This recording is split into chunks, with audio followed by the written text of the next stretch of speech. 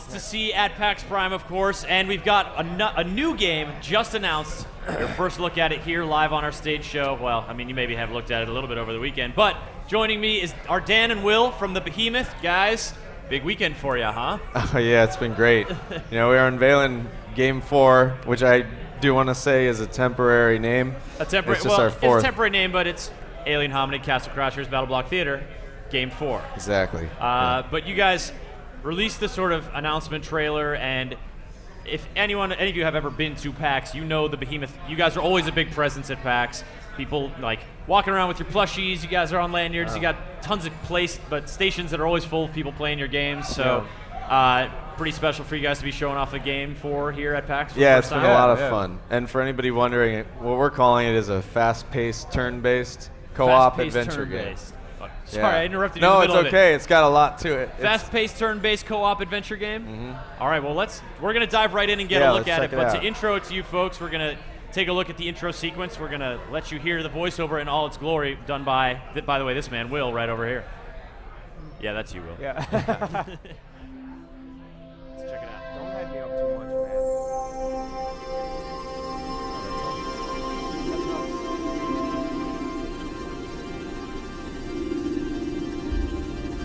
I find myself wondering what the world must have been like before the bear crashed into our frail planet, transforming all we once knew into a colorful kaleidoscope of delicious chaos, and I loved it. The world was more hospitable, no doubt, more orderly, more sensibly sickening because it sounded boring, and I hate being bored. I can't imagine a world without the bear, or the storms, yes, the storms. Beautiful waves of emerald blood cry down from the heavens, promising death in lawless disarray, constantly upsetting the order. I get butterflies in my tummy just thinking about it. Yes, yes! Speaking of which...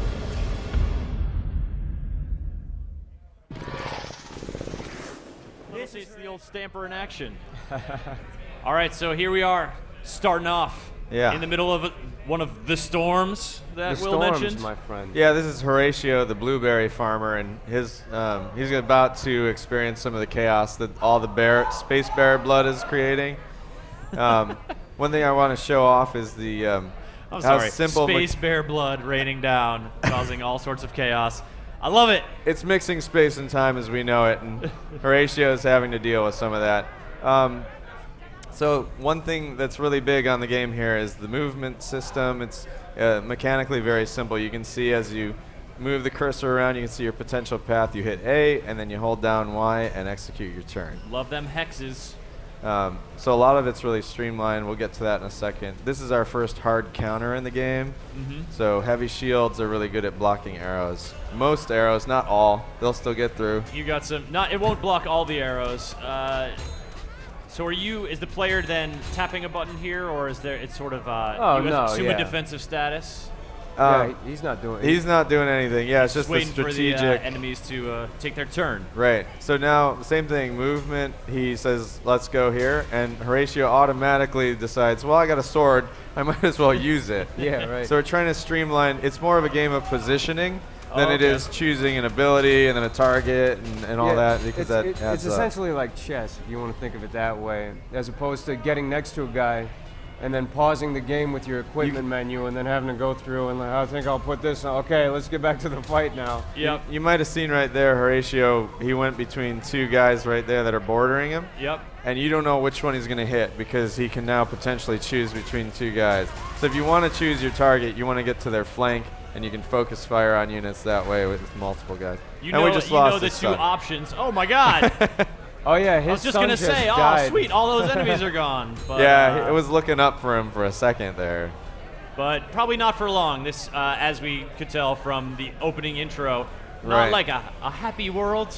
Not a wonderful place. No, it's a horrible place to live. It's a horrible place to live. Well, if you were to take all time and space as we knew it and put it in one spot, I think there'd be a lot of stuff that wasn't. It'd be a little chaotic. Good. It'd be a little messy, and there would be space bear blood. Yeah. So we're getting a look at our world map here for the first time. And so you can look around, and then you can just move wherever you need to go. Thankfully, it's very well marked in the beginning. Horatio's just trying to take cover. He's out in the bear rain. That's a terrible idea. So he's just trying to get somewhere. And look, it's his shelter. We all know what happened to that. And we got another cinematic right here. She looked hungry. Horatio shared his blueberries. No. No, you shared your berries. Huh. How generous of you. How did you Her win? name was Pipistrella, and though she looked more than capable, she requested Horatio's aid. You see, her castle was raided by grumpy warriors, and she doesn't like that very much. Go on, my little hero. Perhaps this could become a mutually beneficial relationship. So there we meet Pipistrella. Who's talking? Who's that guy? That's this guy right I mean, here. I know it's you, but like, who are you in this game?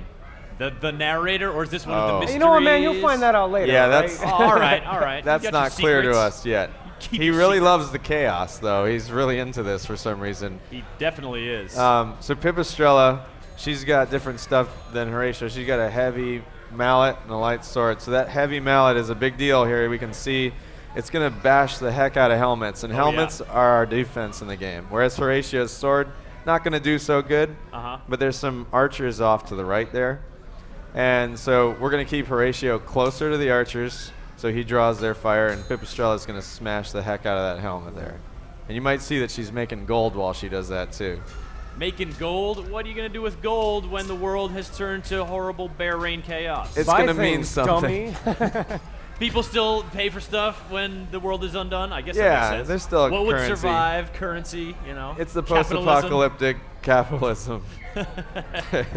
Yeah, you know. I don't know. Some things never New change. gear? I mean, you know, Horatio could use a hat. As much as that mustache is wonderful. Or a Yeah. helmet, yeah. And that's actually something in a little bit we'll show you. You can customize characters and things like that. So these guys aren't totally tied in. We'll show you that a little bit later. All right. I really do like Pipistrella's adorable little shields. Yeah, And those guys have little bucklers too. Oh, that's so cute. it doesn't do that much, but you know, sometimes it does. Every little bit helps, I guess. They're Yeah. tiny bucklers, yeah. I didn't even notice that. Her whole entire army is dead. You can see them all dead on the ground there. That's because they use swords. So just a bad idea against helmets. Unfortunately, they didn't know that. And Horatio's in a bit of a tight spot if she hadn't run into her. So you're controlling both characters here, Right, you can move Help both of your kill. characters and before then locking they'll in. take the same turn. They'll move at the same time that your turn will play out. Yeah, they'll head out and do their thing. And the neat thing about this game is there's counterattacks, there's criticals, there's misses, there's dodges.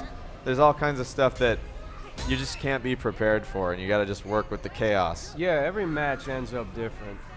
And you're even talking about, I mean, even with the positioning, you know, if you're next to two enemies, there's uncertainty about which one you're going to tag. Yeah. Exactly. You know, you might prefer to strike one over the other, but I guess Horatio's going to do what Horatio's going to do. Yeah, Yeah. you never know. Like, for instance, here's What? a space shuttle. So space and time's all messed up. They're misusing a space shuttle as their getaway vehicle. Because it was there. It was there, I guess, It was you know, there. you got to make do with It what was with there, what and you've the got. keys were in the ignition, yeah. Yeah. So we're going to head up to the city here. Because we still have to take cover. The castle is not in very good shape. When you are taking cover, you want the cover to not be on fire, is like a general tactical rule. Yeah, right? you definitely want to work that out. Unless you're immune to fire, in which case it's not so In bad. which case, you're all good. What were those little zombies So lurching there's over some there? zombies, there's some cupcakes, there's robots, there's all kinds of stuff. They're all Everything potential from time and teammates, space yeah. is here. So there's some, yeah, you can see, oh, look at that. And then, so we've made it to the city, and it's got a little prompt there. It says, if you're lost, press B. Let's try it so we can show off our what we call our breadcrumb system. So if the world map's huge, and if you get lost, you can leave yourself a little trail of breadcrumbs. That's poop. Breadcrumbs. Oh, wait, You know, have bread- just, you've literally breadcrumbs just been gets eaten. pooping on the ground right now? Yeah, but if you were lost in a forest and you left breadcrumbs on the ground, do you think they'd stay there very long? You know? Yeah, that's true. We've a lot thought of, of things in the everything. forest like to eat breadcrumbs, less like to eat poop, I would imagine. Yeah. So I mean, there's probably something that likes to eat poop in this world, right? yeah, there's all of space and time. that could be true, but we haven't seen it yet. Yeah. So Horatio and Pipistrella, they need to make some gold, and so Uh-huh. they've gone to the arena, but they need a third fighter. And conveniently, this half Cyclops was outside, and he says, "Do you want to join Souls?" Let's say no, because that's weird. That's intense. And he's, well, so Oh, you want he's trying to please us. trying to intense. No, he's like, let's maybe say you no prefer again. more beard than mohawk. I guess or okay, crazy so let's hair. join souls with the half Cyclops. Who, I mean, nothing could go wrong, right? What? I mean, So let's get in there and just sure. get some golds. This place was bumping, by the way. Yeah. It was, Oh, like, yeah. popping The up and city, down. you know, even though Yeah, those stuff's people going were down, the psyched. city's still got a good spirit People about still it. like their blood sport. Oh yeah, you know they don't know any different. They don't leave the walls. So here we see Oh my Yosef's in a God. bad spot. Yeah. Horatio says, "Oh, maybe I should be up there to soak up that fire." And we can see Yosef is able to throw his axes and has a chance to stun. He can get in there and melee. It's just not as good of an idea for him. So what we're gonna do is put Horatio in front of Yosef and have Yosef throw axes from the back line and hopefully stun that guy with the Uzis because he's a jerk. Because Uzis, Oh, there man. it is. Perfect. Who brings Uzis That to was a per- medieval battle fight? So we were able to focus fire a unit just because he made a misstep. So there are ways to, you know, all go for one guy there. And it's all about picking your targets and seeing who's weak. We can see Pipistrella, she still hates helmets. So she's going to go after the guy with the helmet. Oh, so And- she has sort of a. If she's given the choice between two strikeable enemies, will she go for helmet generally, or is that No, still we just Ren? Aaron, moved her Aaron to who's helmet. driving in the back just decided he's going to go for what's strategically sound. You Yeah. can totally make the wrong decisions. Oh yeah, You know, we we love would- we love to let you guys make all the wrong decisions. We you allow want. you to do that. That's very kind of you. That's part of the process. But yeah, so you do have to choose targets. You know, for the melee units, you choose the target by walking next to it, and for the ranged unit, you get to pick a target specifically. yeah. So there's a whole system where as you're moving that A around, Yeah. the target reticles will light up on who's a potential target. So you can move Yosef around and see. Can we do that for a second, Aaron? Can we show? Yeah. Yeah. So see how. Okay. The Same blinking. thing for Yosef. If he's in range, you'll see. Oh, he can strike that guy. Okay. Whereas- Now, I'm seeing a lot of numbers pop up as the arrows are coming in and these heroes are Yep. taking it like a champ. But I'm not seeing any health bars on screen or anything like that. You will. Okay, all right. You will. We're just So, still early days here. I can go into that right now actually. So Yosef is part of Cyclops lore, and Cyclopses can see the future because they traded one of their eyes to the gods, but all they could see is when they were going to die. Yosef just knows how dead he is, and you joined souls with him, and you just made that official by killing killing things in the arena. Oh, yeah, you So spilled now blood you can together. see it too. Oh, all in right. the next fight. So that's why you can see that. Sounds like you should try to get more And soulmates. We just made a bunch of gear from our fight. Oh, wow. And now after we choose who's going to be our hero, and all of them are an okay choice. They just hit harder and they have more health. You can pick anybody you want.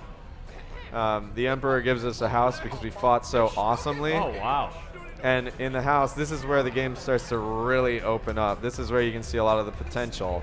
Along the bottom, you can see there's 4 more slots down there. We only have 3 guys right now. Uh-huh. And you can see Aaron's customizing his guys. You can say, you know what, I want Pipistrella to be something else. You can do that, or you can just be like, you know what, I want the banana mallet instead of the regular mallet. Oh, of course you guys would have weird weaponry. I love it. The large nanner. Yeah, and so you can just, you can pretty much do whatever you want with the gear that you find. So we just gave you kind of the baseline of how it works, and then you're allowed to do any kind of strategy you want. And there's other creatures in the game, like you saw some of the cupcakes and the zombies. Yeah. You can put those on your team if you get some. Oh, really? You Yeah, can so sort you of can mix Yeah, and you match. can capture them Capture a out in the cupcake. wild, yeah. Yeah, you can mix and match all you want. So the Emperor says, oh, I gave you a house you owe me. You got to take care of these guys out by the beach. indentured And so it's our immediately. first quest. So the quest system, it Oh, shows look, you the got a arrow. caravan?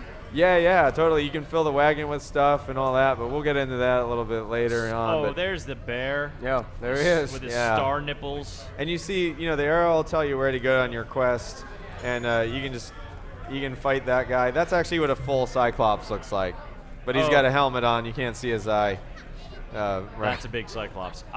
Quick question. This is very important logistically. Uh-huh. The breadcrumbs that you leave when you are in a caravan, is it the poops of the beasts pulling the caravan or the poops of the people inside the Yeah, caravan? so the beasts in the caravan can Yeah. infinitely poop. Okay. Yeah. Excellent. The people are pooping in the caravan. The beasts are leaving it on the ground. They're they're keeping it inside. So you can Okay. see down there's the HUD, you can see the health, how far they move, Oh, there and we then there's go. the purple bar. The purple bar is experience. So every time you are to hit someone on a turn, you gain some experience, and if you get that last hit of that guy, you get a big bonus. Leveling up in this game will heal you. It's the only way to heal in a fight, aside from a unit that heals, right? Other units. But the priestess cupcake, like the that you cupcake, find the later cupcake on? heals other units, for instance. But these guys have to rely on their own experience. Just when they level up, they're gonna fully heal. So you can have a guy soak up a bunch of damage and then have him level up like it meant nothing. And He then it's doesn't- all good. And he's stronger. So, And so it's, I mean, the way you're talking about it seems like it's not just going to be something that comes along as a nice bonus during combat, and you're like, oh, great, I'm glad that happened, but something you would actively strategize Yeah, to you have could- your you weak could- player land that last hit. You could pull an Exactly. entire match back and have one guy left and take out a whole team of people if you level up at that right if you're moment. chaining the levels together. It Yeah. gets really interesting. There's some very interesting mechanics in just how fundamentally different this is, where if you have low-level characters, you have an advantage in certain ways that they're going to be able to heal during the fight, whereas a super high-level guy is not going to have as much of a chance to level. Well, not nearly as much, actually. And he'll be, beefier and all that. But if you want to rely on that kind of thing, you need lower level guys. So you got to keep getting new guys and stuff. If you There's wanna no do way that. to. The only way to like restrict your own leveling would be to maybe not get the killing blow as often. Right. So maybe it behooves you to do that. Yeah. So however you want to do, or you 120 can XP. power level someone on your team and let them keep getting the last hit. However you want to shape it it's all up to you. I mean, you could bring all mallets, you could bring all bows. There's a lot of hard counters in the game, so that might be really bad if you do that. But you're welcome to try out anything. And that's where the like game you said really before, opens you're up. welcome to make bad decisions. You can do it, yeah, and you can learn. If you lose a character, it's okay because they'll come back in normal difficulty. Yeah, if you Okay. run back to the city. We do plan on having an insane difficulty, but we haven't quite worked out what that is. Lots of people are suggesting permadeath. I don't know. Sure, that could be scary. That could be really but scary. permadeath is supposed to be scary. Yeah, it's scary. It's death. Yeah. So we've almost got these guys. I'm feeling pretty good about that. So I do want to mention to you that there is co-op. So the way co-op would work is you would have your set of guys and I have my set of guys. Okay. And we would take all our moves and then we would both say, I'm ready, you're ready. And then all of blue would move out and then all red would go. And so it's very similar to the same kind of pace that we're doing here. Now, would it scale up the encounters? Like, is the co-op? You could be playing this map co-op, or you could be playing it solo. Yes. It's Yeah. just sort of seamless with the game. Yeah. So the game will balance based on how many guys you have. It Yeah. doesn't necessarily mean more guys, although normally it does. They might be a little more powerful just because otherwise there's no challenge. Yeah, yeah. So yeah, the game does scale based on how many people you have and all that. And of course, your progress in we play a little bit co-op, then I'm going to go play a little bit solo. My progress is continuous across the whole Yes, you keep your same guys when you cross into multiplayer or not. There's advantages in co-op. You have more guys that can cover you, and you can bring stuff that you've never been able to bring alone. Because if you want to bring all cupcakes, that's not going to work if you're Yeah. alone, right? You have but I really can support interesting your mixes, team, yeah. or I can have I'm going to have a couple of these and a couple of that, and we could bring way more giants if we're both together than if we were alone and things like I that. see. And here's our fourth companion. She has no idea what's going on. She didn't know that while she was trying to find the new world that all space and time got screwed up. She was out in the ocean. So she's like, oh, cool. I've made it. I My claimed the journey's land. Do you want to successful. be my guides? And you agree because, well, why not? I guess so. So, She's And super You got hot. a boat. That seems cool. and this is unfortunately where our demo ends. We do have a video that sort of encapsulates yeah. it pretty short. So if we Is that going to tack on the end here? I'd love to tack that on the end. if Let's that's okay. do that. Let's watch that right here. Thank you for playing. Now go away. No way. Stay. It's it's only fair to prepare you for Yeah, you what's can to see. come. You'll find yourself in the city, maybe with a friend, maybe inside your precious little house, customizing your team's looks and strategies. Then it's off you pop to the market to purchase, I don't know, dainty dresses for all your warriors, so they look pretty as little peaches as they prance from epic quest to epic quest, laughing and eating cake, meeting new heroes, getting stronger, maybe getting a little too arrogant, because it's all in vain. And at the end of the day, you're all my precious little puppets, and we're going to have some fun. See you soon. All right. Will, doing this kind of voiceover, getting a little maniacal with it. Do you ever come out of a session and your coworkers are looking at you a little differently, like, you went to a dark place there, buddy? No, it's expected by this point. They know you well enough. All right. We know him. You know, we've been working him for years, and it's great because, you know, I'll just give him a bullet point. Hey, we need to convey this, and then he just writes it all, does it all. I never know what I'm gonna get. Very cool. That's All right, so Dan, that's Will, thank you guys so much for coming off, getting us awesome first look at Game 4 from the Behemoth. For Xbox One and Steam, in case you missed it. Xbox One and Steam. You guys have a general timeline? No release date. However, we have held on to this game longer than we usually hang on to our games. This is true. So usually, you know, Castle Crusher we showed it like 4 months in. This has been in development about twice or maybe a little bit longer than that. All right. So you don't have to wait as long, I think, because we waited longer to show it. Excellent. Well, I'm sure a lot of people looking forward to getting their hands on it. Thank you guys so Thanks much. for Much having us. appreciated. Enjoy Absolutely. the rest of your PAX. We are going to be coming.